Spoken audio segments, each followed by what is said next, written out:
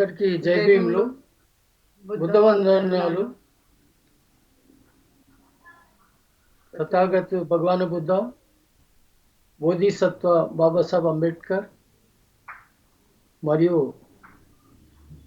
స్నేహ channel TV, Ambedkar TV మరియు master key channels నిర్వహిస్తున్న ఈ ప్రబుద్ధ ప్రవచనాలు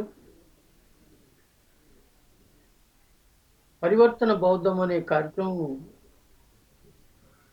ఇది ప్రజల శ్రేయస్సు కోరి, జగత్తు శ్రేయస్సు కోరి, లోక కళ్యాణం గురించని నిర్వహించడం జరుగుతూ ఉంది. సో ఇవన్నీ సాధించాలంటే మనం ఉండే ఇల్లు, మనం జీవిస్తున్న రాష్ట్రము, మన దేశము, ఈ ప్రపంచం అంతా కూడా మనదిగా భావించి ఇందులో నివసిస్తున్న మహిళలు, పురుషులు, జీవజంతువులు అందరూ కూడా సుఖ సంతోషాలతో ఎందుకు పుట్టామనేది, పుట్టిన కర్తవ్యాన్ని గుర్తించి జీవించడమే బౌద్ధం అని చెప్తూ, సో ఇవన్నీ మనం సాధించాలంటే మన తల్లిదండ్రులు మనకు శీలవంతమైన జన్మనిచ్చినందుకు వాళ్ళకు ధన్యవాదాలు తెలుపుతూ, శీలవంతంగా మారడానికి 2560 సంవత్సరాల కిందట ఇదే దేశంలో, ఇదే భారతదేశంలో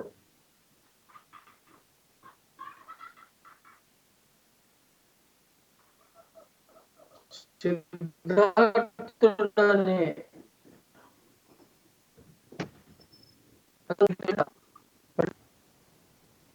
6 సంవత్సరాలు కఠోర తపస్సు ద్వారా తను సాధించింది ఏంటంటే ఈ ప్రపంచంలో దుఃఖం ఉన్నది, దుఃఖానికి ఒక కారణం ఉన్నది, దుఃఖ నివారణ ఉన్నది, దుఃఖ నివారణ మార్గం కూడా ఉందని తను కనుక్కొని ఒకటేసారి పంచశీల రూపంలో తన 5 మంది శిష్యులు మొట్టమొదటి ధమ్మచక్ర పరివర్తన చేస్తూ శీలవంతంగా మారడానికి ఈ ప్రపంచానికి ఒక మార్గదర్శకం చూపడం జరిగింది.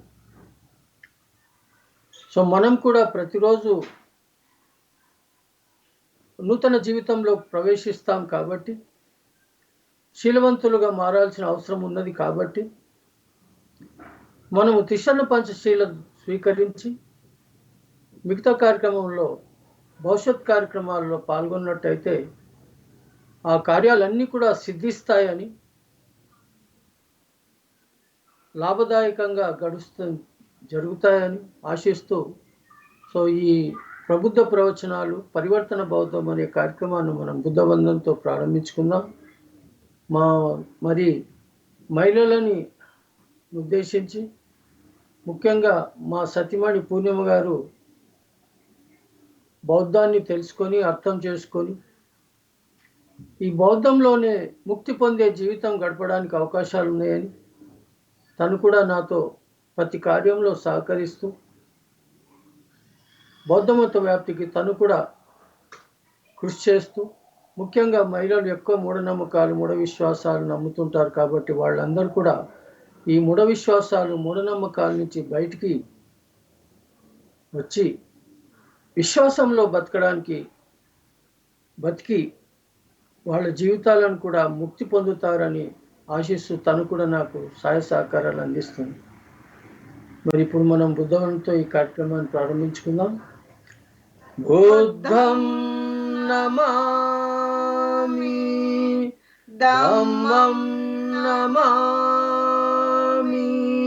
సంఘం నమామి, నమో తస్స భగవతో सम्मा सम्बुद्धस्स नमो तस्स भगवतो अरहतो सम्मा सम्बुद्धस्स नमो तस्स भगवतो अरहतो सम्मा सम्बुद्धस्स बुद्धं शरणं गच्छामि धम्मं शरणं गच्छामि संघं शरणं गच्छामि द्वितीयंपि बुद्धं शरणं गच्छामि द्वितीयंपि धम्मं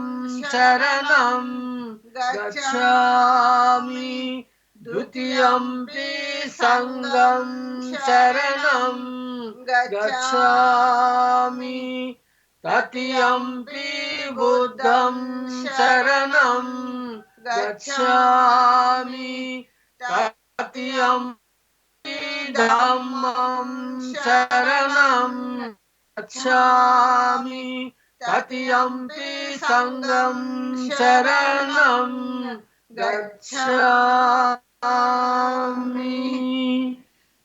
पानातिपाता वेरमणि समाधियामि आदिन्नदाना वेरमणि सिक्खापदं समाधियामि कामेषु मिथ्याचारा वेरमणि सिक्खापदं समाधियामि मूसावादा वेरमणि सिक्खापदं समाधियामि। जय भीम, जय भीम, जय भीम। అందరికీ మరి ఒకసారి బుద్ధ వందనాలు, జై భీమ్లు.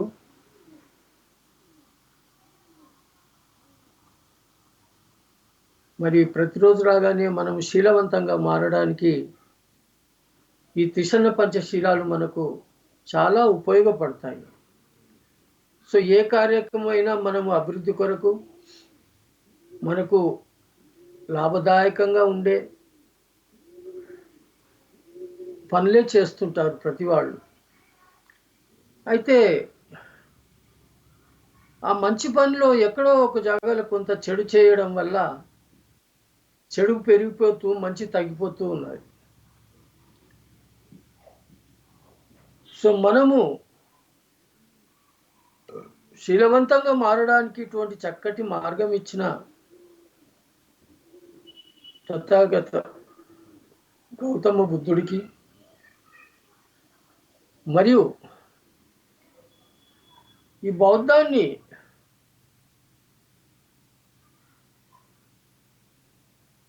అశోకుడు, సమ్రాట్ అశోకుడు కళింగ యుద్ధం తర్వాత తన బౌద్ధం స్వీకరించి ఈ ప్రపంచమంతా బౌద్ధమయంగా మారితే ఎంత బాగుంటుందని తను ఆలోచించి ప్రపంచమంతా శీలవంతంగా జీవిస్తే యుద్ధరహిత ప్రపంచం అయిపోతుంది కదా, మనము సైన్స్ని మానవ కళ్యాణం గురించి వాడుకోవాలి కానీ ధ్వంసాని గురించి వాడుకోకూడదని చెప్పి బుద్ధుడు ఆ కాలంలోనే చెప్పడం జరిగింది. అదే పాణాతిపాత వేరమని సిక్ఖాపదం సమాధియామి. నేను జీవహింస చేయనని శబ్దం చేయడం అంటే యుద్ధరహిత వాతావరణం కావాలి, మనలో హింస ఉండకూడదు, అహింసావాదంతో జీవించాలి. మరి ఒక దేశం మనది కానప్పుడు మనం దాన్ని ఆశించినప్పుడు అది ద్వేషంగా మారుతుంది. ఆ ద్వేషాన్ని పూర్తి చేయడానికి అక్కడ మనము జీవహింస చేస్తుంటాం.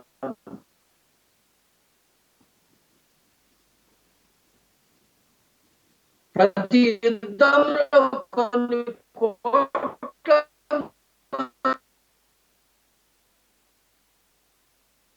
మరి ఇవన్నీ ప్రత్యక్షంగా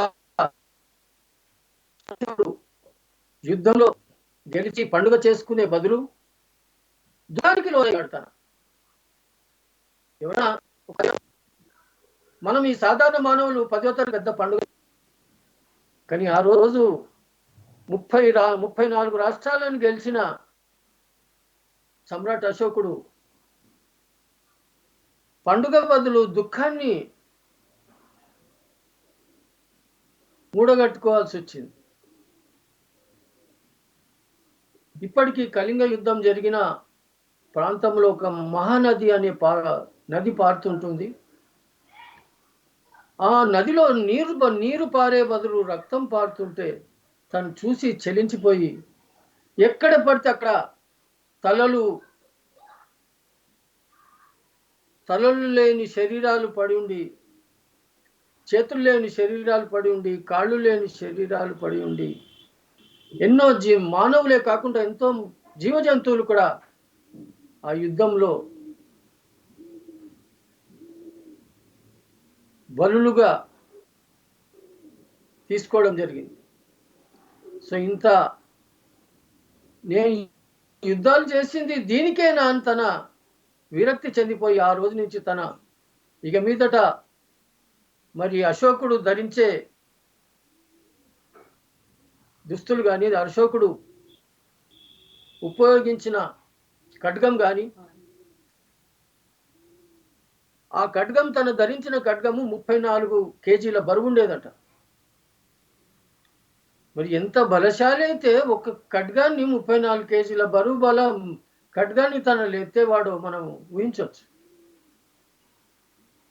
సో తన కోరింది ఏంటంటే ఈ ప్రపంచం అంతా స్వర్ణయుగంగా మారాలి, సంక్షేమంగా ఉండాలి, పుట్టిన వాడికి కానీ చచ్చిన వాడికి కానీ అందరికి కూడా మనము శ్రద్ధాంజలి ఘటిస్తూ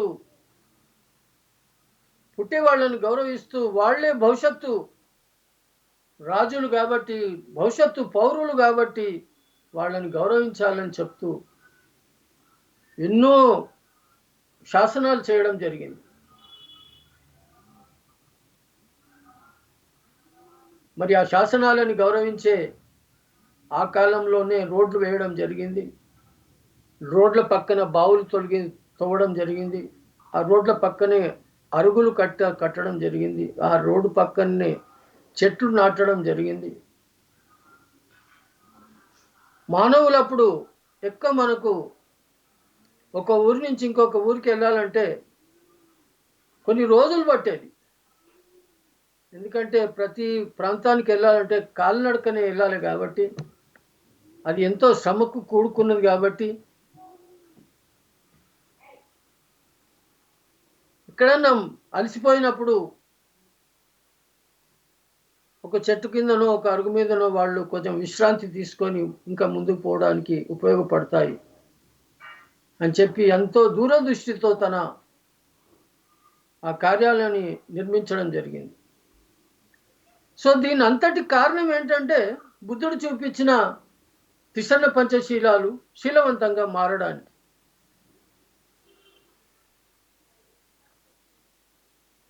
బుద్ధం శరణం గచ్చామి, నేను నా బుద్ధికే శరణు పొందుతాను. ధమ్మం శరణం గచ్చామి, నేను నా ధమ్మానికే శరణు పొందుతాను.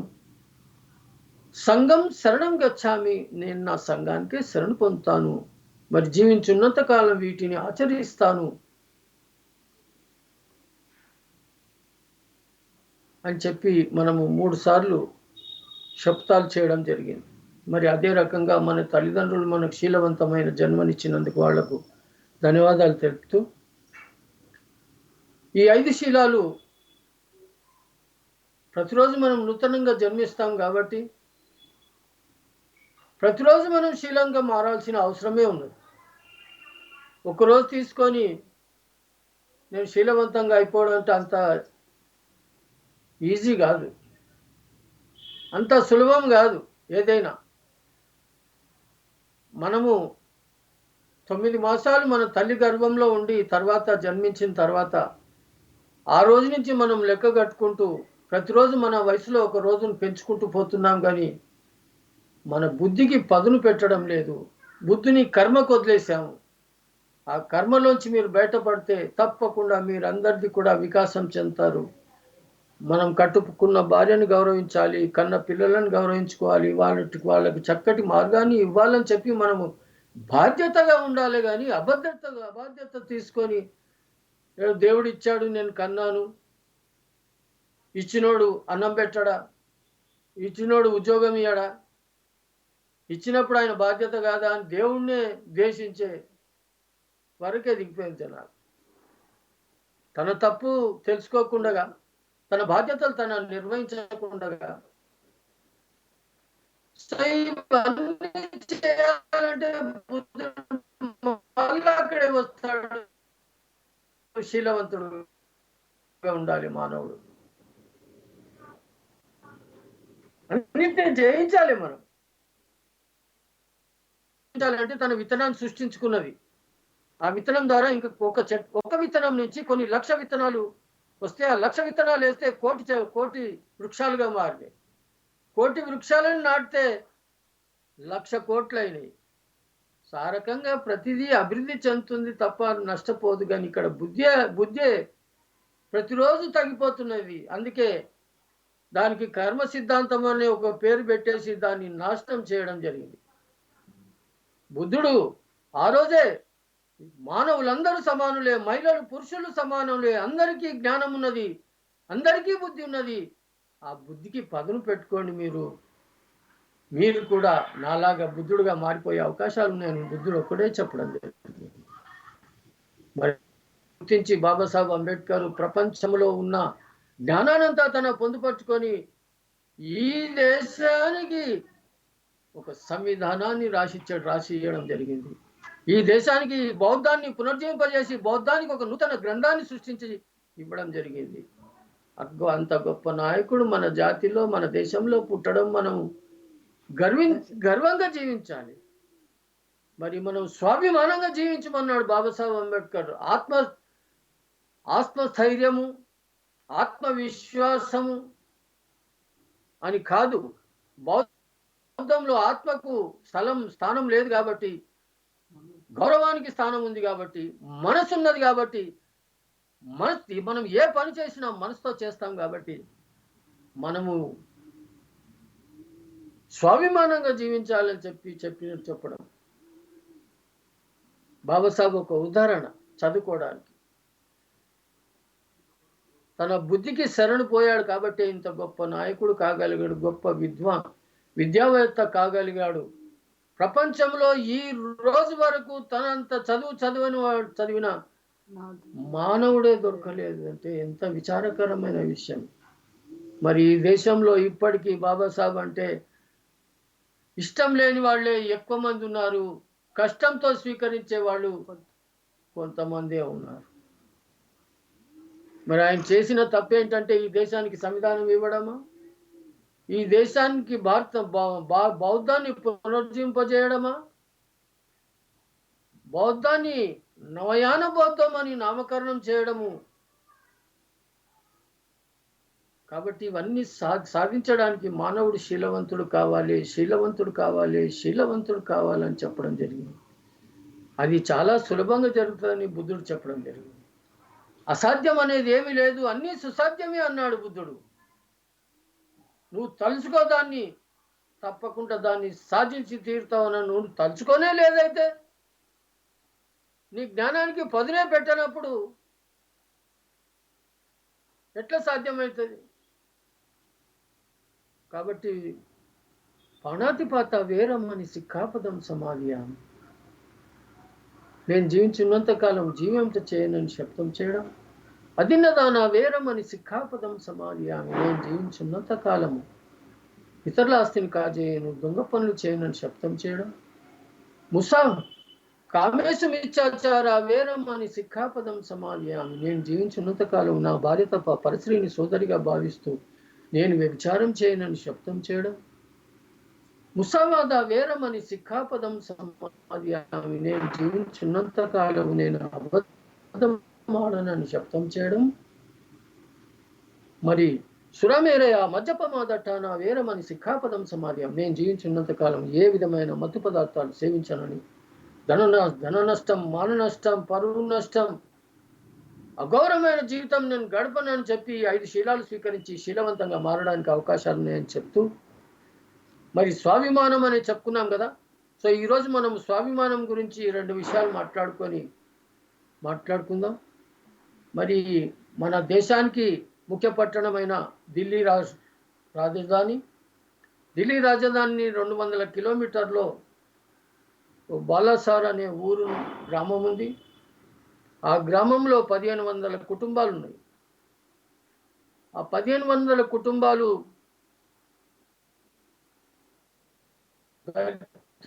బహుజనులు అధిక సంఖ్యలో ఉన్నారు.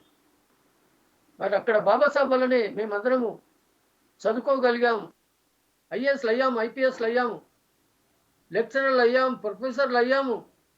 లేకుంటే మాకు ఈ భూమి మీద మానవులాగా జీవించే అవకాశాలే లేకుండే మాకు అని చెప్పి వాళ్ళు బాబాసాహెబ్ని గుర్తించుకొని వాళ్ళ ఇంట్లో ఒక దేవుడిగా భావిస్తూ వివాహాలు కూడా వాళ్ళు అక్కడ విగ్రహానికి ఒక 5 ప్రతిజ్ఞలు చుట్లు తిరిగి దండలు మార్చుకొని వివాహాలు కూడా జరుపుకోవడం జరుగుతూ ఉంది.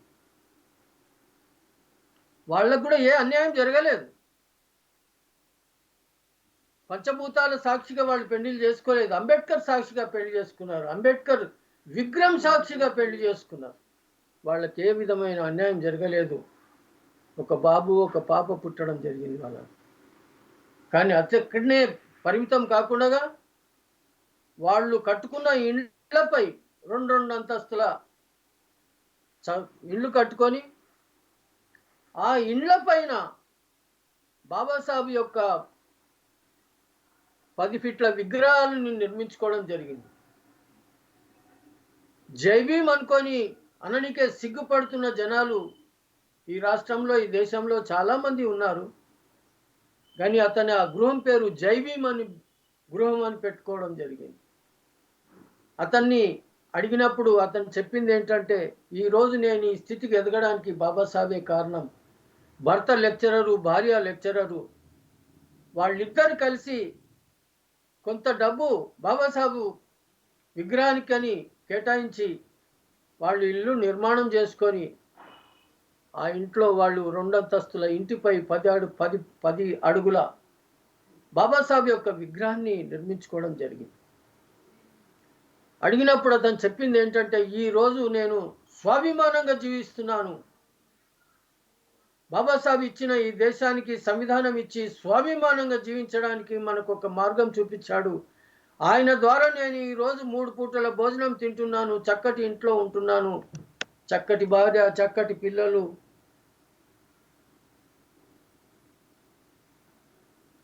ఈ విద్యా బుద్ధులన్నీ మాకు బాబాసాహెబ్ ద్వారానే ప్రాప్తించినాయని చెప్పి మేము ఆయనను గౌరవించుకుంటే తప్పేంటని చెప్పి వాళ్ళ తల్లిదండ్రులు కూడా వాళ్లకు చిన్నప్పటి నుంచి బౌద్ధం గురించి, అంబేద్కర్ గురించి చెప్పడం వల్ల వాళ్ళు ఈ రకంగా వాళ్ళ తల్లిదండ్రులతో పొందిన స్ఫూర్తిని ఆచరణగా మార్చి వాళ్ళ ఇళ్లపై మనం ఎక్కడో చౌరస్తాలో విగ్రహం పెట్టి వదిలేస్తున్నాం. జనాలు అక్కడ ప్రతిరోజు ఆయనకి పూలు సమర్పించి ఆయనకు వందన చెప్పి వాళ్ళ ఉద్యోగాలకు మిగతా కార్యక్రమాలు నిర్వహించుకుంటున్నారు. వాళ్ళు చెప్పింది ఏంటంటే, మీ ఊరు వాళ్ళందరూ కూడా ఈ రకంగా చేస్తారంటే భవిష్యత్తులో చేస్తారేమో సార్, కానీ మేము ఈ మట్టుకు ఈరోజు స్వాభిమానంగా జీవిస్తున్నాము, గర్వంగా జీవిస్తున్నాము, గర్వపడేలా జీవిస్తున్నాము. ఏ జాతికైతే విలువ లేకుండానో ఈ దేశంలో ఆ జాతికి విలువ ఇచ్చింది బాబాసాహెబ్ అంబేద్కర్ అని చెప్పి ఆయనను గౌరవించుకుంటున్నామని చెప్పి వాళ్ళు చెప్పడం జరిగింది. సో ఆ రకంగా మరి ఇటువంటి చక్కని కార్యక్రమం నిర్వహించడానికి Sneha channel, Ambedkar TV, master key TV నిర్వహిస్తున్న ఈ జగత్తు శ్రేయస్కోరి లోక కళ్యాణం గురించి నిర్వహిస్తున్న ఈ టీవీ యజమానులు, అక్కడ పనిచేస్తున్న కార్మికులు, మరి ఈ రాష్ట్రంలో ఉన్న మహిళలు, పురుషులు, జీవజంతువులు, దేశంలో ఉన్న మహిళలు, పురుషులు, జీవజంతువులు, ప్రపంచంలో ఉన్న మహిళలు, పురుషులు, జీవజంతువులు, అదే కాకుండా ఎన్నో రోగాలతో గురి అయి హాస్పిటల్లో రకరకాల రోగాలకు బలి అయిపోతున్న ఈ సాధారణ మానవులందరూ కూడా చక్కటి ఔషధాలు స్వీకరించి వాళ్ళు అతి తొందరలో